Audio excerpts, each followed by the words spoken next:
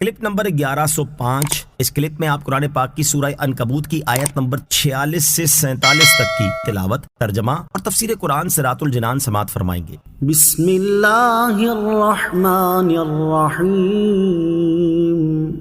ترجمہ: اللہ کے نام سے شروع جو نہایت مہربان رحمت والا ہے.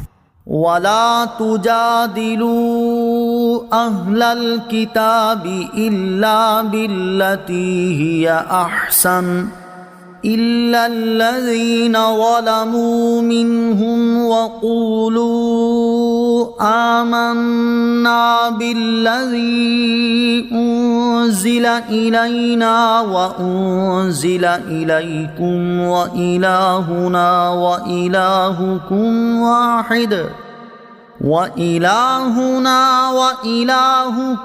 واحد وَنَحْنُ لَهُ مُسْلِمُونَ.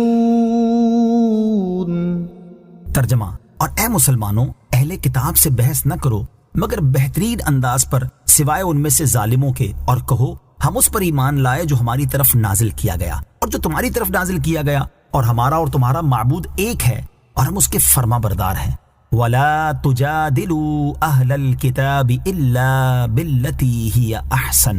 اور اے مسلمانوں، اہل کتاب سے بحث نہ کرو مگر بہترین انداز پر. اس کا ایک معنی یہ ہے کہ اے مسلمانوں، جب تمہاری اہل کتاب سے بحث ہو تو بہترین انداز سے بحث کرو، جیسے انہیں اللہ تعالیٰ کی آیات سے دعوت دے کر اور حجتوں پر آگاہ کر کے اللہ تعالیٰ کی طرف بلاؤ. یوں ہی بحث کے دوران وہ سختی سے پیش آئیں تو تم نرمی سے پیش آؤ، وہ غصہ کریں تو تم حلم اور بردباری کا مظاہرہ کرو. البتہ ان میں سے جو ظالم ہیں کہ زیادتی میں حد سے گزر گئے، عناد اختیار کیا، نصیحت نہ مانی، نرمی سے نفع نہ اٹھایا، تو ان کے ساتھ سختی اختیار کرو. دوسرا معنی یہ بھی ہے کہ وہ اہل کتاب جو ذمی ہیں اور جزیہ ادا کرتے ہیں، ان کے ساتھ جب تمہاری بحث ہو تو احسن طریقے سے بحث کرو. البتہ ان میں سے جن لوگوں نے ظلم کیا اور ذمے سے نکل گئے اور جزیہ دینے سے منع کر دیا اور جنگ کے لیے تیار ہو گئے تو ان سے جھگڑنا تلوار کے ساتھ ہے. وَقُولُوا آمَنَّا بِالَّذِي أُنزِلَ إِلَيْنَا.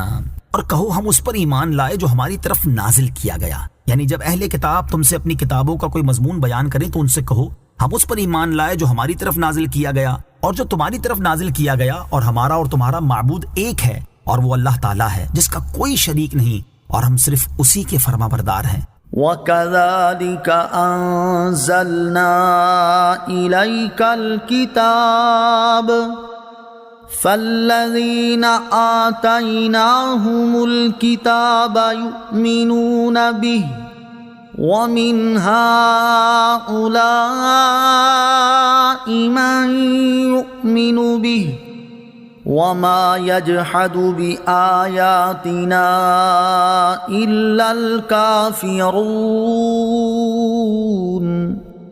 ترجمہ: اور اے حبیب، یوں ہی ہم نے تمہاری طرف کتاب نازل فرمائی تو وہ جنہیں ہم نے کتاب عطا فرمائی وہ اس پر ایمان لاتے ہیں، اور کچھ ان دوسروں میں سے ہیں جو اس پر ایمان لاتے ہیں، اور کافر ہی ہماری آیتوں کا انکار کرتے ہیں. وَكَذَلِكَ أَنزَلْنَا إِلَيْكَ الْكِتَابَ.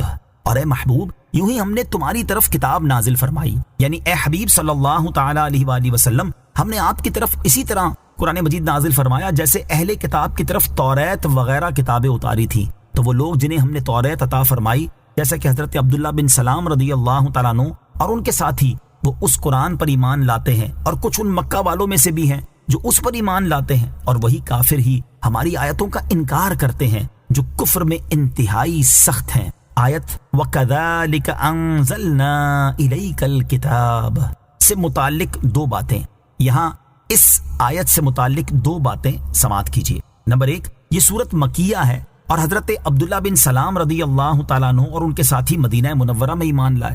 اللہ تعالیٰ نے یہاں ان کے ایمان لانے سے پہلے ان کی خبر دے دی، تو یہ غیبی خبروں میں سے ہے. نمبر 2، جحود اس انکار کو کہتے ہیں جو معرفت کے بعد ہو، یعنی جان بوجھ کر مکر جانا. اور حقیقت بھی یہی تھی کہ یہودی خوب پہچانتے تھے کہ رسول کریم صلی اللہ تعالیٰ علیہ وآلہ وسلم اللہ تعالیٰ کے سچے نبی ہیں اور قرآن حق ہے. یہ سب کچھ جانتے ہوئے انہوں نے عناد کی وجہ سے انکار